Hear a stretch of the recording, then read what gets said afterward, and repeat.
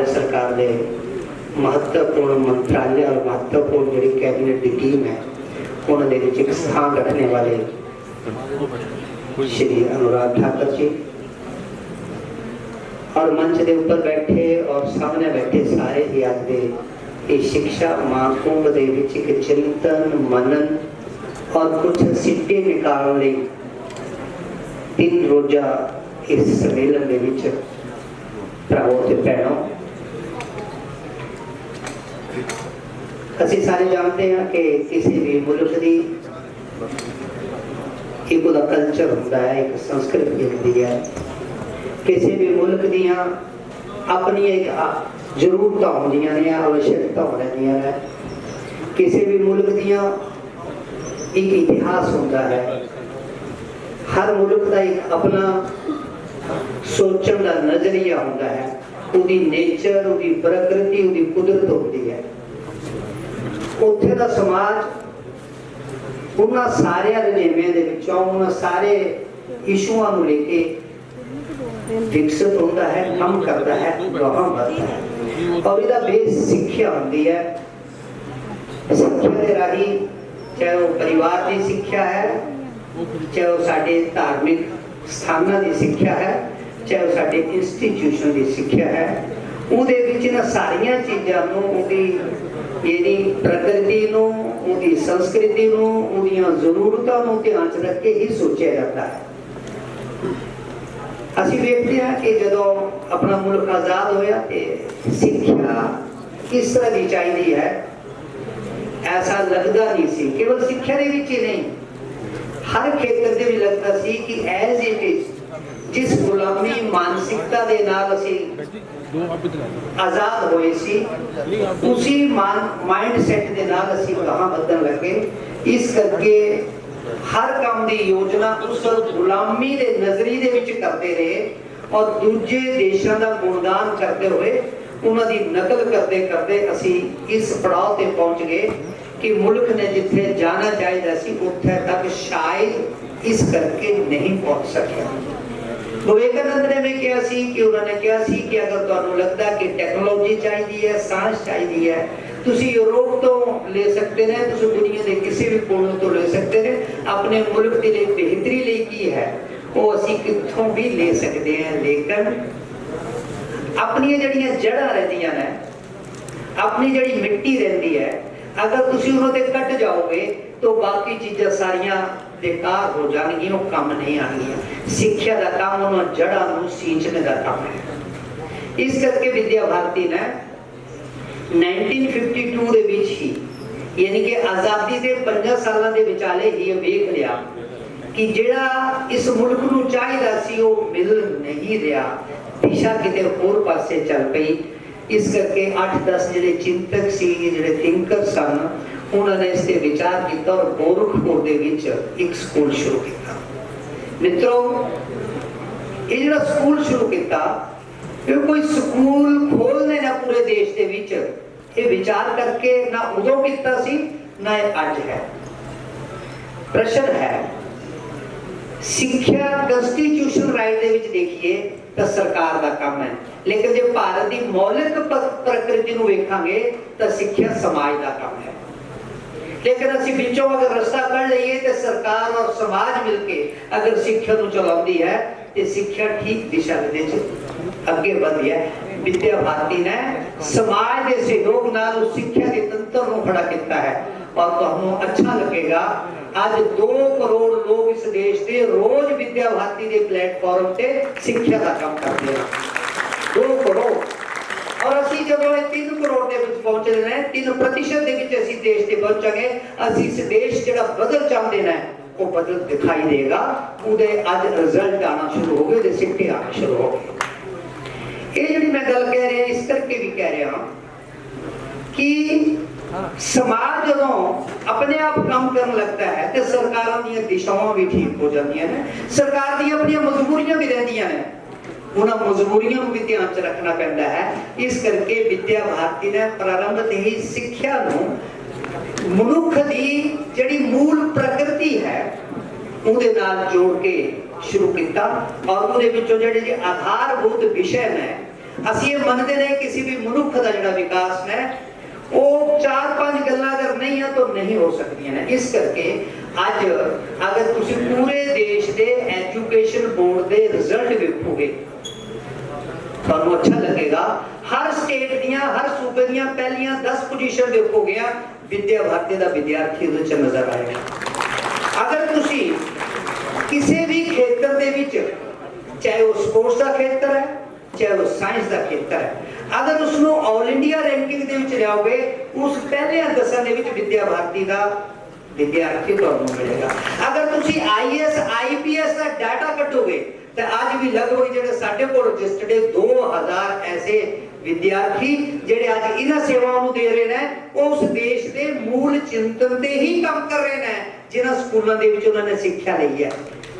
ਵਿਦਿਆ ਭਾਰਤੀ ਦੇ ਲੋਕ ਦੇਖਣ 'ਚ ਬੜੇ ਸਧਾਰਨ ਲੱਗਦੇ ਨੇ, ਸਕੂਲਾਂ ਦੇ ਵਿੱਚ ਬੜੀ ਸਾਦਗੀ ਦਿਖਾਈ ਦਿੰਦੀ ਹੈ, ਲੇਕਿਨ ਮਿੱਤਰੋ ਇਹ ਗੱਲ ਯਾਦ ਰੱਖੋ ਇਹ ਸਧਾਰਨ ਲੋਕ ਬਹੁਤ ਅਸਧਾਰਨ ਕੰਮ ਕਰ ਰਹੇ ਨੇ ਜਿਹੜੇ ਇਸ ਦੇਸ਼ ਦੀ ਦਿਸ਼ਾ ਨੂੰ ਔਰ ਵਿਸ਼ਵ ਗੁਰੂ ਨਹੀਂ ਬਲਕਿ ਪੂਰੀ ਦੁਨੀਆ ਦੇ ਵਿੱਚ ਜਿਹੜੀ ਅੱਜ ਦੁਨੀਆ ਨੂੰ ਲੋੜ ਹੈ ਸੁਖ ਦੇ ਨਾਲ ਸ਼ਾਂਤੀ ਦੇ ਨਾਲ ਰਹਿਣ ਲਈ ਅੱਜ ਉਹ ਦੁਨੀਆ ਭਾਰਤ ਵੱਲ ਇਸ ਕਰਕੇ ਵੇਖ ਰਹੀ ਹੈ ਕਿ ਭਾਰਤ ਦੀ ਪ੍ਰਾਚੀਨ ਸਿੱਖਿਆ ਪ੍ਰਣਾਲੀ ਜਿਹੜੀ ਹੈ ਉਸਨੇ ਉਹ ਸੁਖ ਦਿੱਤਾ ਹੈ, ਉਸਨੇ ਕਿਸੇ ਤੋਂ ਕੁਝ ਲਿਆ ਨਹੀਂ ਦਿੱਤੇ ਔਰ ਵੰਡਿਆ ਹੈ। ਇਸ ਦ੍ਰਿਸ਼ਟੀ ਦੇ ਨਾਲ ਅੱਜ ਪੂਰੀ ਦੁਨੀਆ ਉਸ ਨੂੰ ਨਿਹਾਲ ਰਹੀ ਹੈ। ਬੜੀ ਆਨੰਦ ਦੀ ਗੱਲ ਹੈ। ਉਹ ਰਾਸ਼ਟਰ ਸਿੱਖਿਆ ਨੀਤੀ 2020 ਡਿਕਲੇਅਰ ਹੋਈ। ਮੈਨੂੰ ਲੱਗਦਾ ਹੈ ਕਿ ਸ਼ਾਇਦ 21 ਜੂਨ ਤੱਕ ਭਾਰਤ ਸਰਕਾਰ ਵੱਲੋਂ +2 ਤੱਕ ਦਾ ਕਰਿਕੂਲਮ ਵੀ ਡਿਕਲੇਅਰ ਹੋ ਜਾਏਗਾ ऐसा लगता है। ਸਿੱਖਿਆ ਨੀਤੀ ਬਣੀ ਹੈ ਇਹਦੇ ਵਿੱਚ ਬੜਾ ਅਸੀਂ ਸਾਰੇ ਉਸ ਦੇ ਨਾਲ ਜੁੜੇ ਹੋਏ ਇਸ ਕਰਕੇ ਬਹੁਤ ਜ਼ਿਆਦਾ ਦੱਸਣ ਦੀ ਜ਼ਰੂਰਤ ਨਹੀਂ ਲੇਕਿਨ ਮੈਂ 4-5 ਗੱਲਾਂ ਤੁਹਾਡੇ ਨਾਲ ਸਾਂਝੀਆਂ ਕਰਨਾ ਚਾਹੁੰਦਾ ਹਾਂ। ਇਸ ਮਹਾਕੁੰਭ ਦੇ ਵਿੱਚ ਉਹਨਾਂ ਦਾ ਇੱਕ ਸਿੱਟਾ ਨਿਕਲਣਾ ਪਏਗਾ, ਇੱਕ ਰਣਨੀਤੀ ਬਣਾਉਣੀ ਪਏਗੀ ਔਰ 3 ਦਿਨਾਂ ਤੋਂ ਬਾਅਦ ਉਸ ਤੋਂ ਪੂਰੇ ਪੰਜਾਬ ਦੇ ਵਿੱਚ ਨਹੀਂ ਇਸ ਪੂਰੇ ਖੇਤਰ ਦੇ ਵਿੱਚ ਆਪਾਂ ਨੂੰ ਕੰਮ ਕਰਨ ਦੀ ਲੋੜ ਪਏਗੀ। ਇਸ ਕਰਕੇ ਮੈਂ 3-4 ਚੀਜ਼ਾਂ ਤੁਹਾਡੇ ਸਾਹਮਣੇ ਧਿਆਨ ਚ ਲਿਆਉਂਦਾ। ਪਹਿਲੀ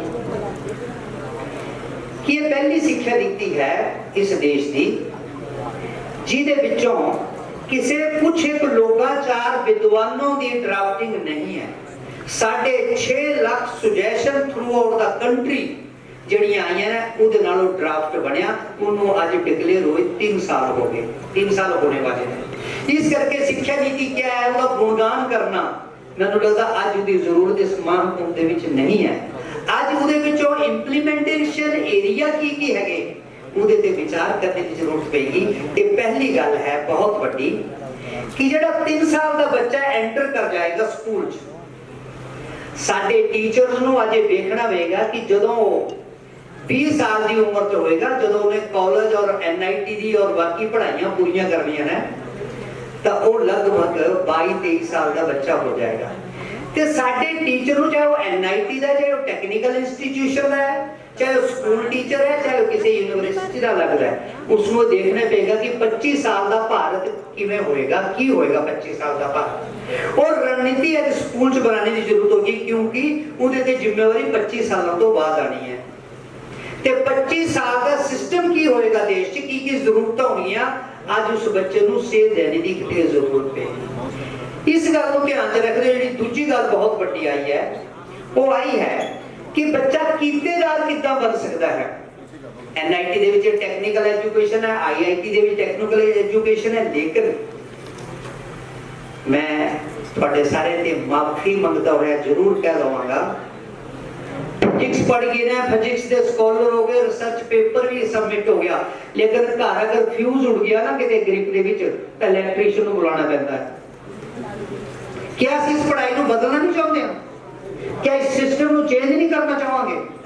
इस एजुकेशन पॉलिसी दे विच इसको बहुत सोहनी व्याख्या की हुई है कि जेड़ा बच्चा उन्होंने एक डाटा भी दिता होया कि दुनिया के डाटे दे विच क्या होया कि जेड़ा बच्चा 19 साल 18 साल 19 20 21 साल का बच्चा है अमेरिका दे विच 56% वो हथी काम करते हैं, जापान दे विच 75% है और दक्षिणी कोरिया दे विच 96% है।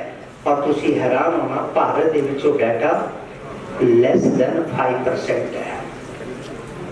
यानी कि सर्टिफिकेट और डिग्रियां नू गले च पा के घूमने वाले बेरोजगारों की खोज करने वाली शिक्षा चाहिए है कि कीता सारा चाहिए ना।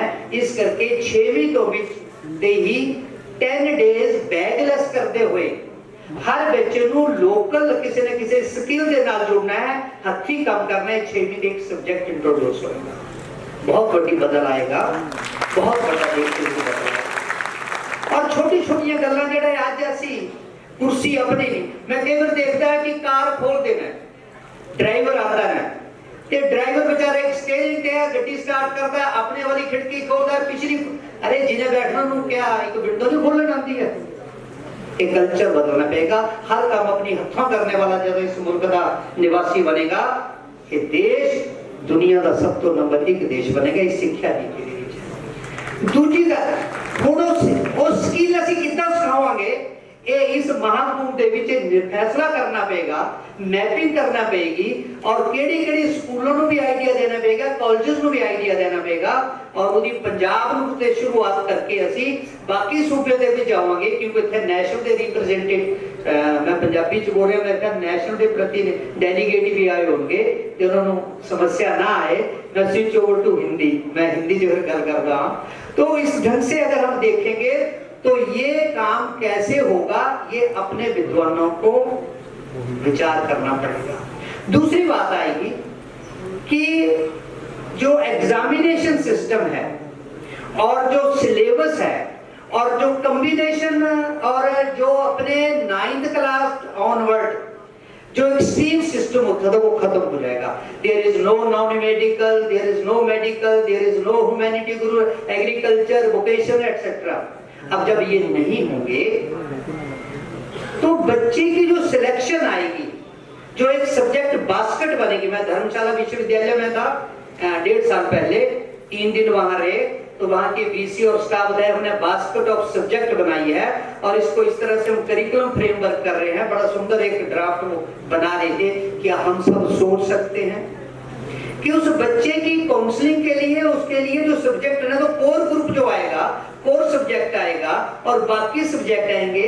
लेकिन ये अति आवश्यक है क्योंकि हमारा पास परसेंटेज बच्चा अगर पढ़ाई छोड़ता है तो वो फिजिक्स पढ़ने वाले के लिए म्यूजिक क्यों नहीं, केमिस्ट्री पढ़ने वाले के लिए पॉलिटिकल साइंस क्यों नहीं, उसकी चॉइस है।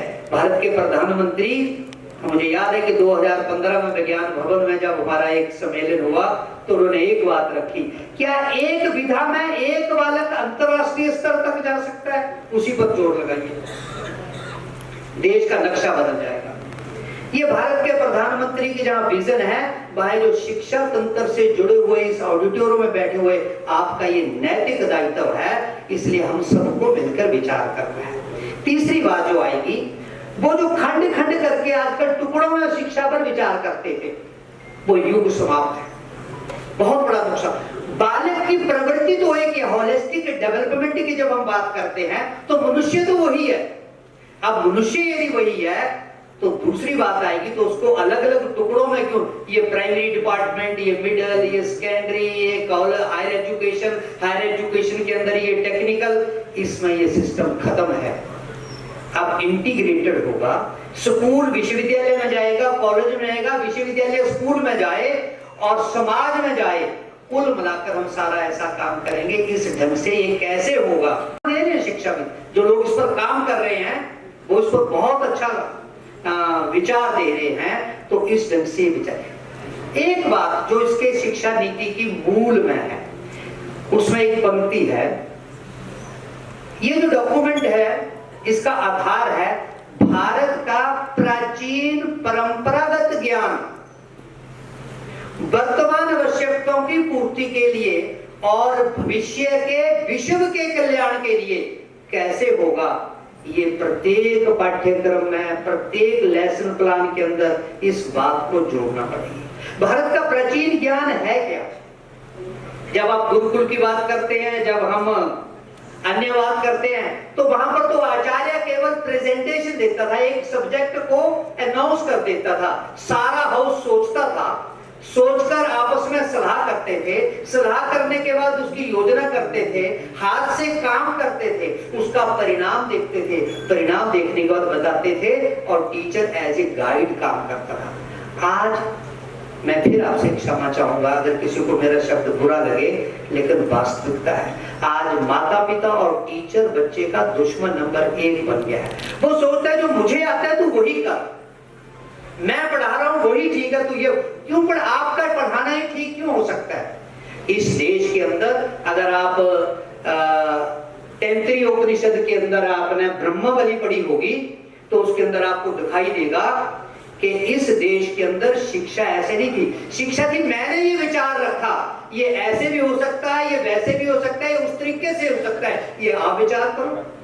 हम प्राइमरी में स्टोरी पढ़ाते हैं, मॉरल ए कह देते हैं, मॉरल 5 किस्म के हो सकते हैं, अरे बच्चे को सोचने दो ना। तो ये शिक्षा नीति में तो क्लासरूम वर्किंग में टीचर ये सब कैसे करेगा, ये विद्वानों को तय करना होगा, ये हमारा फर्ज बनता है। वो टीचर क्लासरूम में सिस्टम को कैसे चलाएगा, इसलिए अपने देश के अंदर ये परंपरा रही है इकट्ठे बैठकर विचार करना।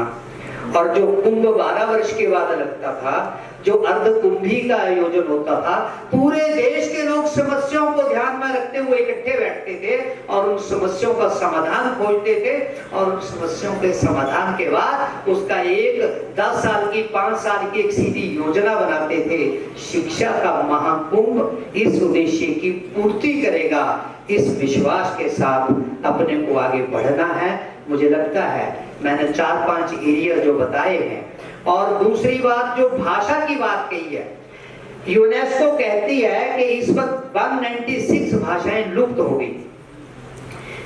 भारत विविधताओं का देश है और विविधता के कारण से भारत की पहचान है, क्योंकि हमने कभी कहा ही नहीं सभी का नाक एक जैसा होगा, सभी की आंख एक जैसी होगी, सभी का रंग एक जैसा होगा, ये भारत की प्रकृति में नहीं है। तो फिर अगर भाषाएं लुप्त होने लगी, अगर पंजाब में आज पंजाबी की बात नहीं करेंगे, पंजाबी भाषा का विकास के लिए विचार नहीं करेंगे, तो ज्ञान का जो खजाना भाषाओं के अंदर होता है वो लुप्त हो जाएगा। और वो लुप्त होना नहीं चाहिए, क्योंकि भाषा मर जाती है जब उसको लिखना और बोलना बंद कर देते हैं। इसलिए शिक्षा नीति में कहा है कि प्राइमरी शिक्षा मातृभाषा में होगी और मातृभाषा में देनी चाहिए। ये आपको विचार करना पड़ेगा। इस पर कोई राजनीति की बात नहीं है, इस पर कोई दिखाने की बात नहीं है। तमिलनाडु के अंदर यदि हम तमिल में पढ़ाएंगे, पंजाब में, और ये शिक्षा नीति कहती है इन दोनों ज्ञानों को इकट्ठा कर देंगे और उसके लिए एक प्रांत के अंदर कुछ जिलों को बनाकर एक विश्वविद्यालय स्थापित करेंगे जहां भाषाओं का अनुवाद होगा। कितनी बड़ी बात है। तो अपने विद्यालयों के अंदर जहां भी क्लासिकल संस्कृत की, कंबोज जी कह रहे थे, विनोद जी, संस्कृति, तो वो क्लासिकल लैंग्वेजेस, मातृभाषा, बोली अपनी जो उस एरिया की बोली है, तो इस ढंग से अगर हम विचार करेंगे और 9 से फिर 2 या 3 फॉरेन लैंग्वेज शुरू करेंगे, ये नीति के अंदर लिखा है। भाषाओं का झगड़ा भारत में नहीं है। तो इस विचार के साथ जब हम आगे बढ़ेंगे तो निश्चित रूप से आने वाला भारत 2047 का भारत इस शिक्षा के बल पर दुनिया का सिरमौर देश होगा। और इसी संकल्प की पूर्ति के लिए इस महाकुंभ के अंदर निचोड़ और निष्कर्ष निकालकर हम यहाँ से 3 दिन के बाद उठे। इसी विश्वास के साथ मैं अपनी बात समाप्त करता हुआ आप सबका आभार व्यक्त करूँ।